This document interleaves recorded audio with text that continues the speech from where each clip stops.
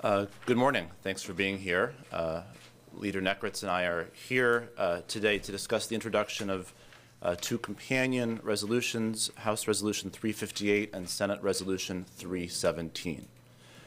Our message is simple. The road to pension hell is paved with rash actions.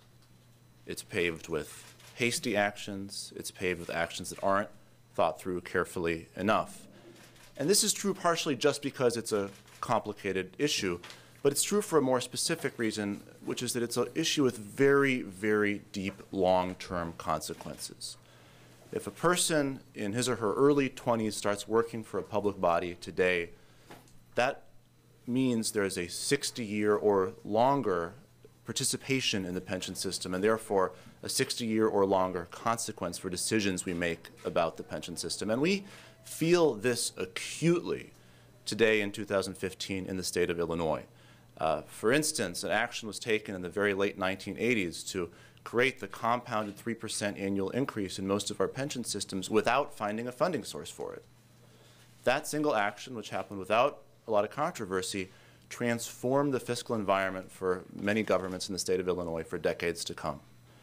In 1994, the General Assembly passed and Governor Edgar signed the pension ramp. Again, widely supported, hailed, viewed as a great fix to the problem.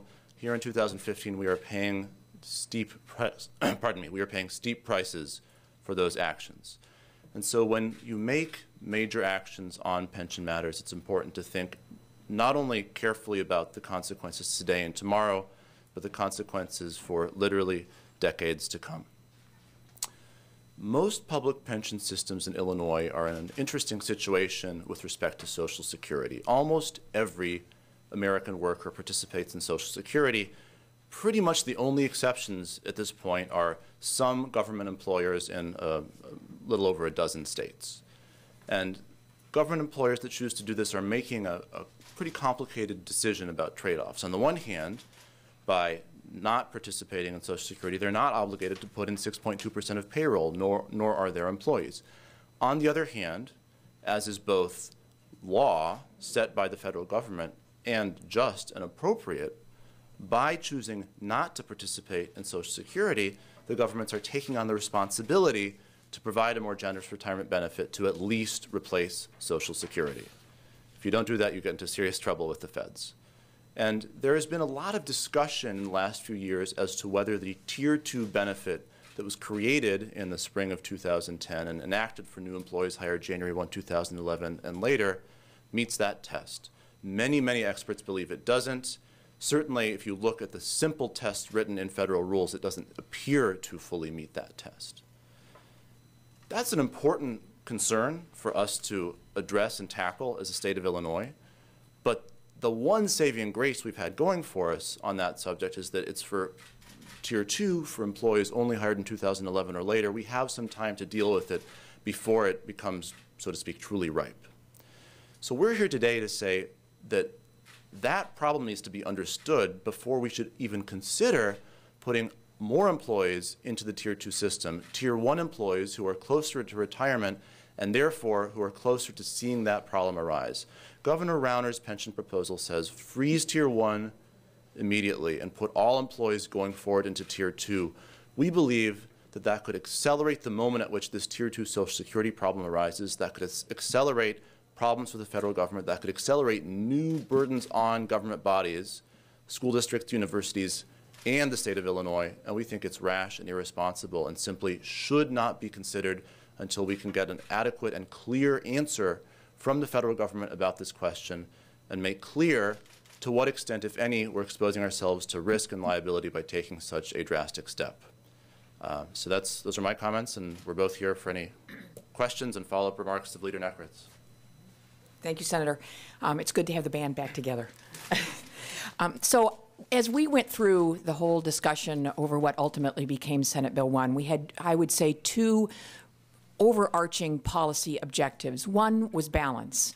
Balance between what state employees and retirees could expect in terms of the benefit and what the taxpayers could afford. So our goal was always to make that sustainable and affordable. We also wanted to achieve balance totally lost my train of thought. Our second overarching policy goal, in addition to balance, God, just having a brain lock. Let me go to questions, and then let me come back to that. God. Texas Governor Rick, who's the Texas governor? At least I didn't try to, yeah, exactly. Thanks for the comparison, I appreciate it. I can't even remember his name, so I'm Rick Perry. I can remember that. Didn't the governor say that COGFA and maybe Deloitte or some outside firm had run his numbers? And what did those, if you're aware of those, was that a different analysis, or what, did it not look at the problems that you're looking at? Let me give two answers. The first is the analysis that the governor claims to have received from Deloitte did not, to my knowledge, touch on this question at all. They were asked about savings numbers, not about the Social Security problem. Additionally, when we in our appropriation committee asked COGFA whether they were doing analysis for the executive branch on pension or other questions, the clear answer was no. Okay, I got my points back. So it was so the second point of balance was between what retirees and actives could expect, and we were always trying to make sure that we spread the pain that we were going to be inflicting as broadly as possible. Our second policy goal was exactly the point that you're making, which is we wanted to be actuarially sound in the analysis that we did, and I don't think that the question of Deloitte has not had access to the to the actual data that the pension systems utilize in making those actuarial analysis. And I think before we would do anything, we have to know from the pension systems what exactly this proposal does. As you all will recall, it took us at least 2 to 3 weeks anytime we wanted to get an actuarial analysis done. If the governor wants to do this quickly, then we need a proposal, a bill that we can actually give to the pension systems to be able to say, what does this do? And again, that was something that we always tried to do throughout the 2 or 3 years of looking at this, and until the pension systems themselves do that analysis, I don't think we have really any solid idea as to what the impact is. Which, if the governor put this into legislation and it came to you, you would do. You would run those numbers. You would have the systems look at it. Why do we need this resolution? I mean, what is this purpose here today? Because it hasn't happened yet, and he keeps indicating that he's got bills and he's going to put them forward. But if he's going to really enjoy $2.2 billion worth of savings in the next fiscal year, I would imagine that the first time the pension systems go through this analysis, I mean, they have lots of questions that come up as a result of a piece of legislation. I could imagine it will take several weeks, actually, for this to happen, and we are rapidly closing in on what should be our deadline, and I don't know that the systems can do that so quick, can get that analysis done very quickly. Several times in his opening speeches as Governor, Rauner talked about making sure that people got what they were promised and that it was part of, they earned it, they get it. Does him saying that he wants to freeze the Tier 1, do you see that as a sign of him not sticking to that?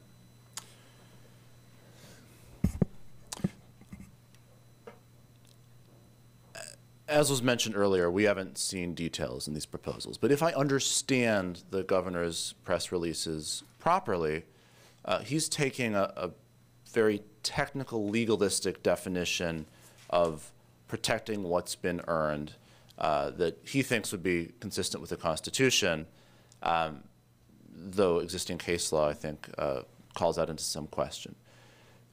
I would simply say that the impact of this plan that we're hearing about would be to, under some definition, freeze the benefit, but freeze it in such a way that if you've put in 10, 15 years, but you're still some decades from retirement, you would be put in an enormously, enormously difficult position. It freezes the benefits, technically speaking, but the way these benefits are earned over time, you build up your credits over the years, and if you freeze it when you're 42 years old, you've basically earned almost nothing, and then you have to start over, and you've got a lot of lost time to make up for.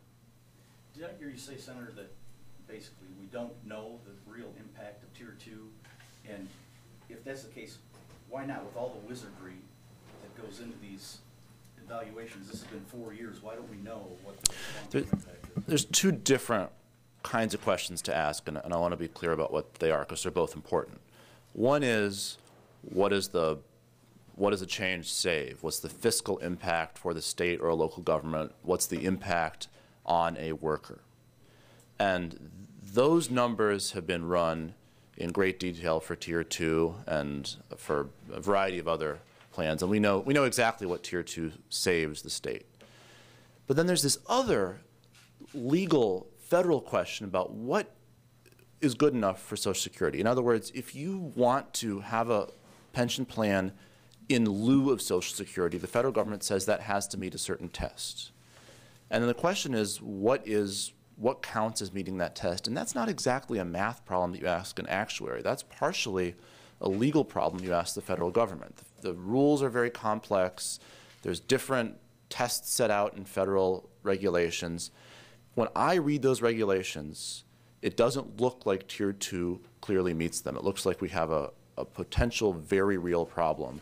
But that's not really a question for me or even an actuary. That's a question for the federal government. What these resolutions say is, let's get an answer about that from the federal government before we even consider moving forward and accelerating the problem. So you know the level at which that employee is going to be, but whether it meets that federal test is the question. That's exactly right. And you're not going to get that answer from the federal government, are you? I mean, this is the type of thing where no one's going to, that's going to, somebody's going to have to sue. Well, it doesn't need to be a legal suit necessarily. It can be simply a formal request from the pension systems, which is part of what this resolution calls for. We're in a good position from the point of view of getting an answer from the federal government. They tend to be hesitant to answer questions about speculation or proposals or bills. But here we have the Tier 2 law that's been in place for now half a decade and about which they will eventually be called upon unquestionably to make a ruling. We're just saying, let's get that process started today. Let's work with the pension systems to make sure we start getting answers now before we take further steps that could accelerate any problem. Can there even be an intelligent question? So I'm hearing a phone. Does anyone have a phone? Sorry. There's a joke there, but I can't think of it. Can there even be an intelligent question to ask until the governor puts forth some legislation? I mean, aren't we kind of working off press releases right now? I think the question, we're here to answer the question, which is what kinds of questions should be asked. Right. And to me, there's a few questions. What is the impact on the state's bottom line? What is the impact on workers? What is the legal theory? And what is the interaction with the Social Security question? And those are key questions. And frankly, we're here today because I think everyone knows that the impact on the state's bottom line needs to be addressed. I think everyone agrees that we need to think about what the impact on workers would be. Certainly, we're hearing a lot of talk about the legalities in the Constitution. What we're trying to do is to add to that docket of questions that need to be answered before moving forward. How does any proposal interact with Social Security and the federal government, and does it get us into trouble? And if not, why not? How are we sure? Do you have a sense of the timeline difference between when this will become a problem for Tier 2 versus when it would become a problem for the new Tier 1 into Tier 2? I mean, does that make, you know what I mean? Like Tier 2 would be 2031 before people actually retire versus how much more quickly it would be a problem? We're not sure. I mean, I don't feel qualified to give a definitive answer. My gut tells me it's quite a lot sooner, but I want a definitive answer before anyone asks me to vote for a bill. And I would just add, I don't know that it's 2 years or 3 years, but I would agree with Daniel. I don't know whether it's 5. I don't know if it's 7. I don't know if it's 15 or 20. I don't think we really have a sense for that. And I don't mean to be thick, but the call to action today is Governor, present a bill, or Governor, submit your talking points to an analysis, or what is the specific call to action? Governor and pension systems talk to the IRS and get an answer from the IRS about Tier 2. I would expand that a little bit. I think it's all of the above. This is, as you know, as you all lived with us, this is a very, very complicated and difficult arena to move through. And if we are going to do something quickly, which is, you know, the governor keeps talking about, he wants action on all his bills, before May 31st. This is something that's got to be it should have been started 2 months ago. But honestly, if we're going to do this in the next 7 weeks, we better get at it. So there's a warning shot or a courtesy, one or the other, to the governor, because he could submit his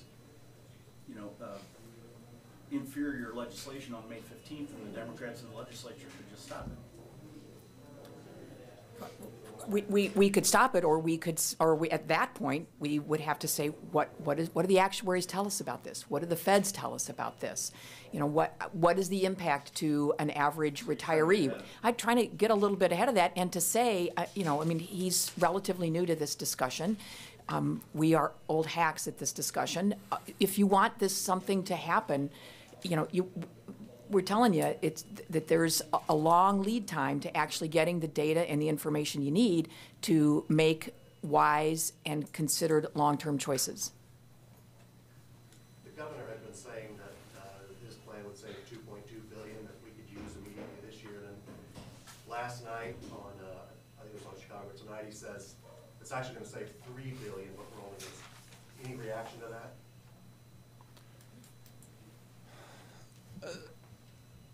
The core reaction is that we need to see the bill, and then an actuary who has the proper data from the pension systems needs to see the bill and run the numbers, and then we need to see the numbers, and then we can talk. I would be remiss if I didn't say, though, that putting savings from any of these proposals in FY16 seems to me to be an absolute fantasy. I just don't, putting aside whether you like the proposal or don't, whether you get to 30 and 60 votes or you don't, whether it's upheld by the courts or it's not, the thought that that would all happen in time to achieve savings in FY16 just feels completely beyond the realm of even discussion. You're two of your caucus's respective pension experts. What you're telling us is we couldn't give you an answer today if we had to, and time is running out. Is that about correct?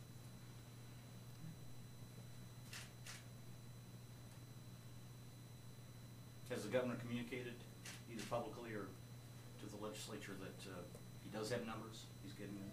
Or do you just not have any idea at all whether he has actual numbers to present that can be analyzed? I would say that my information regarding numbers in the governor's pension plan comes from the same place that yours does.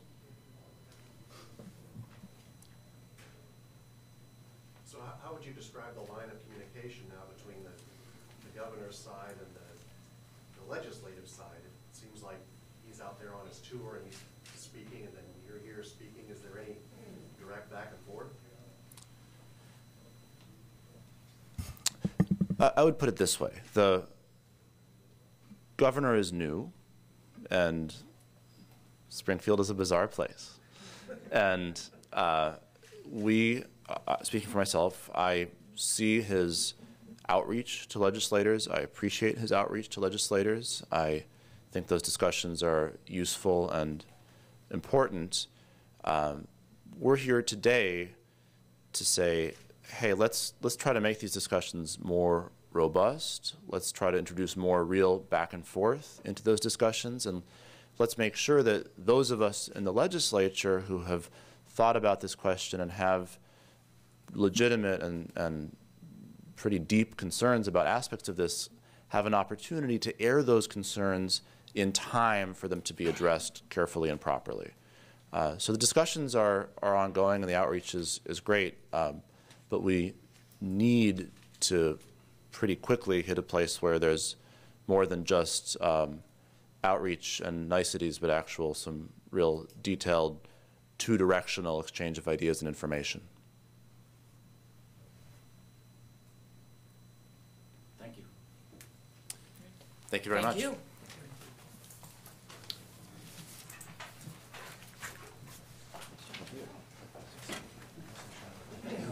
Huh? I got that much battery left. I know what I think. Thank you. Oh, that's okay. I'm not here enough to eat it today. I haven't been here since the, this is the first time in about 6 years.